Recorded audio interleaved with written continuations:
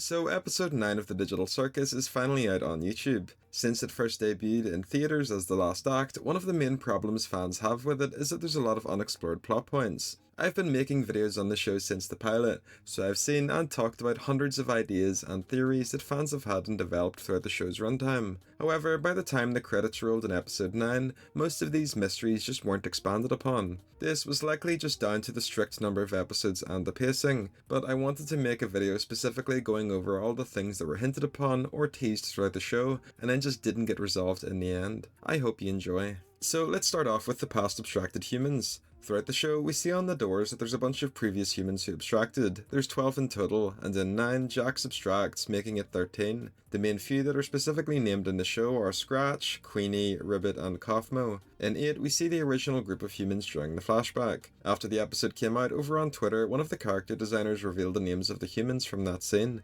and they are Wormo, Bizco, Ratty, and Spike. We also see those humans again on the mural that the characters create in episode 9. So right off the bat, there's 4 humans that don't get explored at all, being the Cyclops, the Frowning Clown, the Oyster, and the green-skinned character. They aren't ever named, nor do we see their full designs in the show. What's even weirder is that they don't show up in the mural. Based on the timeline of events, these 4 appeared after Ragatha joined in 2008, but they abstracted before Jack shows up. They've basically just forgotten about these 4 characters, which really sucks. You could put forward the idea that they abstracted so quickly that the cast didn't get to know them, or that they didn't get named, but that just wasn't very satisfying. Caine does the naming process right as the characters join, so they would have names. It's also peculiar because when Jack shows up, the circus is in the best state it's ever been in. All the characters are friends with each other and genuinely love the circus. But once Jax becomes toxic, things spiral. However, there were 4 more humans after Ragatha that showed up and abstracted. If that was the case, things wouldn't be so cheery and upbeat. It genuinely feels like they forgot about these 4 characters and retconned it out. Perhaps the idea that they were going for is that Caine was the last abstraction, but things improved until Ribbit abstracted. However, like I said, missing out on 4 humans just causes the narrative to spin its wheels. It's very odd. Next up is Scratch. He was probably one of the characters fans were most excited to meet, alongside Ribbit and Kaufmo. His surname was teased early in the Dobby Dog hot dog item on the Spudsies website, and he was named by Kinger in 7. He appeared during the flashback at the start, and we see him again in 9 when Caine is in the flashback sequence. Scratch's character was essentially wasted. He was equal to Kinger in programming skill. Those two were essentially the minds behind the AI. His brain tumor is what caused him to create the whole mind file scanning VR headset in the first place, but we don't find out anything more about him. From the way Kinger mentioned Scratch in 7, it's like Caine messed with his mind files, causing him to abstract. Caine reacts in a way that comes across as embarrassed or concerned, like he's aware that he did something bad and regrets it. But this is just a fan theory, we don't get a concrete answer, which really sucks. The scene that takes place in both the past and present with Caine was structured really poorly. Myself and most fans initially thought that Caine brought back Scratch and was using the mind files to bring back all the abstracted humans, but no, that's not what he did. It was just a scene from the past which wasn't articulated properly. Scratch's story as the first abstraction could have been a fantastic way to shape the show's narrative. The characters now are used to people abstracting, but Scratch going insane was the first time it happened. You can imagine the terror and confusion from everyone. It would have been awesome. On a similar vein to Scratch, the mind files don't receive much elaboration or context. Kinger talks about how small they were and Caine found them and got them working again, which is why the humans were added to the circus. In the scene with Caine aura farming up the stairs, he opens the mind files and there's 10 of them. But why is there 10? There were 7 humans in the original cast, not 10. If we include the 4 unnamed humans, that makes it 11, but those don't count anyway because they joined after Ragatha. Maybe 3 of these prototypes were glitched or badly scanned, so Caine wasn't able to transfer them into the game properly, but this just isn't conveyed at all. It genuinely comes across as a plot hole, it's bizarre. Carrying on, Caine just reappears in the void. We don't find out how the deletion worked. It can be assumed that the void acts like a recycling bin, so when he was deleted, he was teleported there, but it's just not illustrated that way in the show. I don't actually mind Caine returning. The little moments at the end where he becomes one of the cast members was extremely cute and endearing, but him randomly surviving the events of episode 8 caused that episode to fall flat now. All of the tension is lost, it basically amounted to nothing. Perhaps Jax would have acted differently if he had known that Caine was still around. He was the only one to be upset at Kinger for deleting Caine. That's just a theory though. This one is quite huge, the Blue AI. The Blue AI, who fans called Abel, was an important plot point, especially after 8. During 9, we see Caine remove him and he treats him like a peer before tossing him into the void. Hey, so editor Adamau here. Originally, I said that the orb Caine puts in the display at the end was the blue AI. I think 99% of fans came to the same conclusion, but Alex Rockon revealed over on Blue Sky today that this was one of Caine's world orbs. Like, it's good that Alex cleared this up, but this is just an intrinsic problem with TADC. They keep having to reveal things on Blue Sky or Tumblr because the show itself doesn't illustrate things properly. Like, we don't know what world that is either, it's just in there for no reason. So yeah, sorry, I just had to come in to clarify that. From the way Caine acts, his conflicting and irrational personality was caused when he merged with the blue AI, but this just feels a little unearned. It reduces a lot of his past actions. Just simply removing that and saying he's better now is sloppy. We never find out the true purpose of the blue AI, or why it didn't have a physical form like Caine did. Did it have memories or a personality? We don't know, and never will know. It was really cool to see fans theorise that Bubble was the blue AI, or that the blue AI would take back control of the circus, but unfortunately those don't come to fruition. Caine also says that he's less powerful without the blue AI, but we don't see that illustrated on screen either. He appears basically as powerful as before. Abstraction is one of the coolest things about the digital circus. From the way the show presents it, when a human goes insane or gives up, they abstract and become a mindless beast. In 8, we see Jax nearly abstract, going through a dreamlike sequence. In 9, he abstracts off screen. This happens for Ribbit and Kaufmo as well, they also abstract off screen, Queenie too. This genuinely really sucks. Abstraction is such an amazing concept. In episode 2, we got hints about it with Pomni's dream. It's like a virus taking over your body, but the show doesn't ever develop upon it. The merchandise also follows this. We see the characters being taken over by the abstraction eyes. Like I said, it's like a virus that overtakes you. It would have been so cool to see this happen on screen, and perhaps see the characters realise what's happening to them and trying to stop it before it's too late, a bit like Jax in 9. But unfortunately, they all abstract off screen, and they all resemble the same exact model. It also doesn't make a whole lot of sense that Caine can't just bring people back from abstraction. They're mind files, it's entirely possible for him to just bring them back using their original code or something like that. Next is the low poly art style. This is a personal favourite theory of mine, but it's what the Circus game looks like it does in the intro. It's this low poly sort of aesthetic, which makes sense considering it's from the 90s. We see this aesthetic in the pilot intro, during Caine's song in 8, and again in the intro for 9, but that's it. Maybe as the game grows and expands, the graphics deteriorate. I always liked the idea that the actual game looked low poly, but it looks HD to the humans because they're used to it. This would explain why the graphics get better as the show goes on. Pomni had just joined, so the shading and lighting was primitive, but by the end she's been in there for months and it looks pristine. The entire low poly aesthetic just feels underutilized. It's used for an intro twice and that's it. What a shame. Bubble is a big one. He was a recurring character right from the original teasers of the show.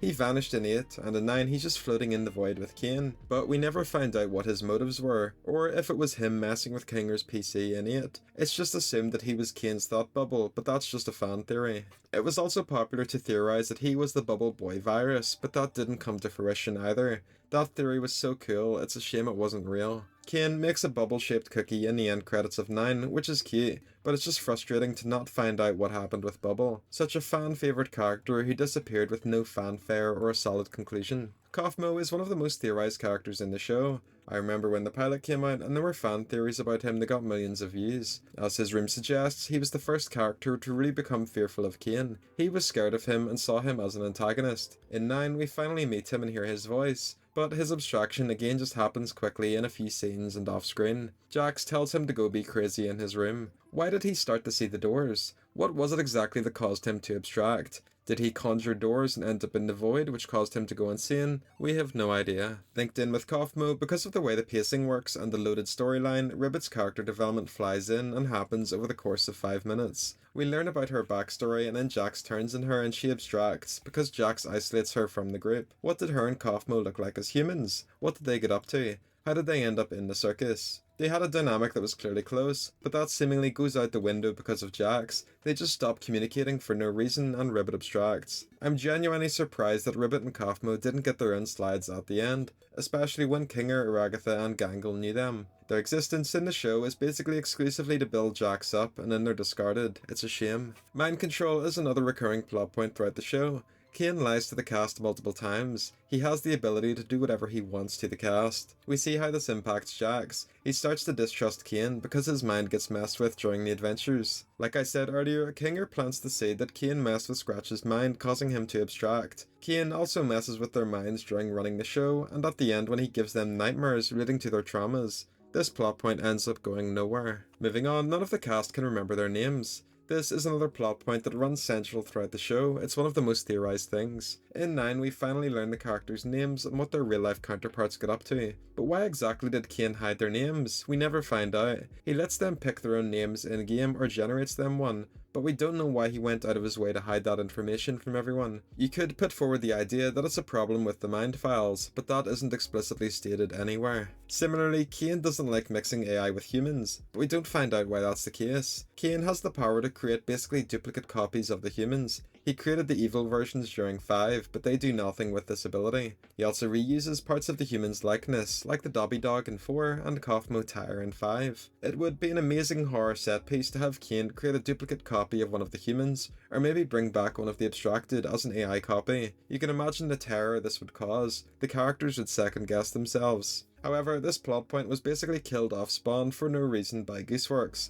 She explicitly said that they were all humans quite early into the show for some reason. There were so many different routes they could have gone with this idea, but they didn't. Why does Kinger only become lucid in the dark? So once again, this is another plot point that has been around since the pilot. Kinger is lucid in the dark, but is basically crazy in the light. We never do find out why he acts like this. I always liked the idea that it was a debuff placed upon him by Caine, since Kinger made Caine like a punishment, or it was caused by Caine messing with his head, but that's not the case. You'd also expect Caine and Kinger to have more dialogue with each other. Kinger was Caine's creator, and Caine knows this, but we don't see them ever bring it up in the show. The most we get is the "Where's Kinger" line, which is really cool, but that's it. The point at which Kinger likely would have gone crazy was once Queenie abstracted, during the time before Ragatha shows up. But once Ragatha appears, Kinger is completely lucid. So based off the story, he goes crazy after Ragatha shows up and before Pomni appears. What? This just makes no sense. They didn't lay this out properly at all. It's also really unrealistic for nobody else to have noticed that Kinger is lucid in the dark. He is never seen in his room and spends all his time in the pillow fort. Surely somebody would have noticed. The void was pretty important in the pilot, and then nothing was done with it. Was it the recycling bin? Was it just a default area or background in the game? We don't know. From the pilot, it's inferred that you go crazy from going into the void, but they don't do anything with the concept. It's quite scary to have this giant liminal space outside the map that if you fall into, you basically die or get stuck in, like in a video game. There's plenty of neat ideas to incorporate the void.